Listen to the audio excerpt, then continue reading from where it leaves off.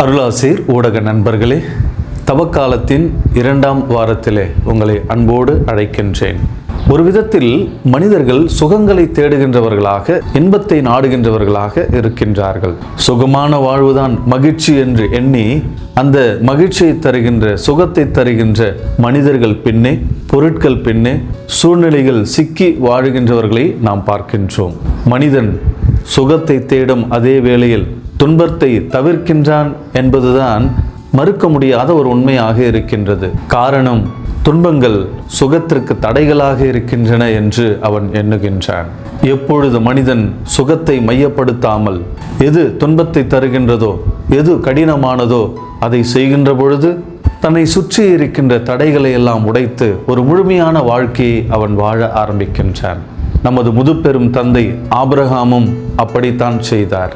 தன்னை சுகம் என்கின்ற எல்லைக்குள் அடக்கி கொள்ளாமல் கடவுள் கொடுத்த அந்த மகத்தான அழைப்பை ஏற்றுக்கொண்டு தனக்கு அறியாத, தெரியாத ஒரு நாட்டை நோக்கி பயணம் செய்கின்றார். தெரியாத ஒன்றை நோக்கி பயணிப்பதும், அதை நோக்கி செல்வதும் துன்பம் தரக்கூடியது, கடினமானது.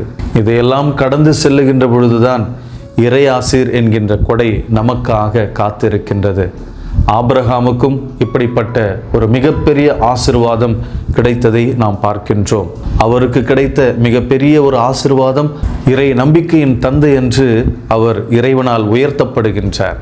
இயேசுனுடைய பணிவாழ்வை உற்று நோக்குகின்ற பொழுது அதனுடைய முதல் பகுதியிலே அவருக்கு மனித அங்கீகாரத்தையும் பலவிதமான பாராட்டுக்களையும் பெற்றுத்தருவதை நாம் பார்க்கின்றோம். இருப்பினும் அவ்வப்போது பரிசேயர்கள், சதுசேயர்கள், மறைநூல் அறிஞர்கள் மற்றும் இயேசுவுக்கிடையே சில மோதல்கள், வாக்குவாதங்கள், உரசல்கள் ஏற்படுவதை நாம் பார்க்கின்றோம். ஏராளமான மக்கள் இயேசுவை பின்தொடர்வதையும் நாம் பார்க்கின்றோம். சிலர் அவருடைய போதனையை பற்றி பெருமையாக பேசினார்கள். மார்க்கு 2:12. சிலர் அவர் சென்ற இடங்களிலெல்லாம் அவரை தேடிச் சென்றார்கள். மார்க்கு 1:37, யோவான் 6:24. அவரை அரசராக்க கூட முயற்சி செய்தனர். யோவான் 6:15. ஏராளமான மக்களின் அங்கீகாரத்தையும் பாராட்டுக்களையும் அவர் பெற்றிருந்தார். இது தன்னுடைய பணிவாழ்வை பற்றிய ஒரு சுகமான அனுபவத்தை அவருக்கு தந்திருக்கும் என்பதிலே எந்தவித சந்தேகமும் இல்லை. ஆனால் அவர் இப்படிப்பட்ட சுகமான வாழ்க்கையை பற்றி அதிகமாக பேசாமல் தன்னுடைய துன்பங்களை பற்றி அதிகமாக பேசுவதை நாம் பார்க்கின்றோம். தன்னுடைய துன்பங்களை 3 முறை தன்னுடைய சீடர்களுக்கு முன்னறிவிக்கின்றார்.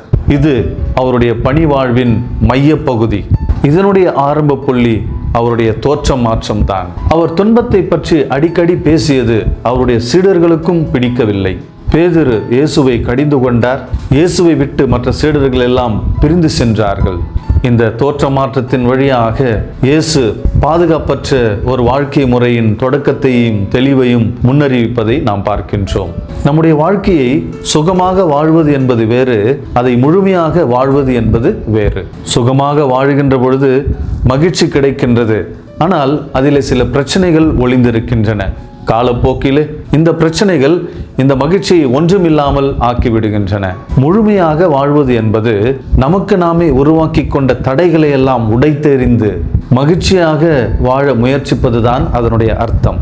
தடைகளை உடைக்கும் பொழுது தொடக்கத்திலே துன்பத்தை தந்தாலும், வேதனையை தந்தாலும், காலப்போக்கிலே ஒரு முழுமையான நிறைவை நோக்கி, உண்மையான நிம்மதியை நோக்கி, சுகமான மகிழ்ச்சியை நோக்கி நம்மை வழிநடத்துகின்றது.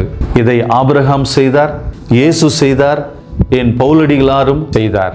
அதே பவுலடிகளார் இந்த துன்பத்தில் பங்கு கொள்வதற்காக தீமோத்தேயுவையும் அழைக்கின்றார். அன்பார்ந்தவர்களே, இந்த இயேசுவின் துன்பத்தில் பங்கு கொள்ள நாமும் தயாரா? Praise the Lord. இயேசுவுக்கே புகழ், இயேசுவுக்கே நன்றி. மரியே வாழ்க.